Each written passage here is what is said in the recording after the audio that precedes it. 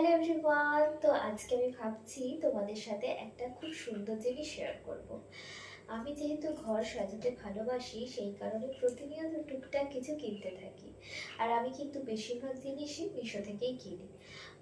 ওখানে বেশ প্রাইসটা একটু লো থাকে, ঠিক আছে। তো চলো, আমার ঘরে যা যা সাজানো বেশিরভাগ জিনিসই কিন্তু আমি মিশো থেকেই কিনি। একটা ভেবে রাখি, তারপর আস্তে আস্তে কিনি। তো চলো, আজকে একটা জিনিস দেখা যেটা তোমাদেরও ভীষণ ভালো লাগবে, যেটা হচ্ছে এই ধূপদানিটা।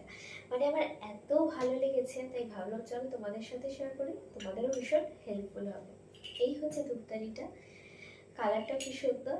আর এই যে এটা দেওয়া আছে, এটা রাখার জন্য। তবে আমি ভেবেছি এটার বদলে আমি মেলা কালী পুজোর সময় এরকম কিছু ছোট প্রদীপ রেখে দিয়েছি কিনে, এই ধূপ জ্বালানোর জন্য।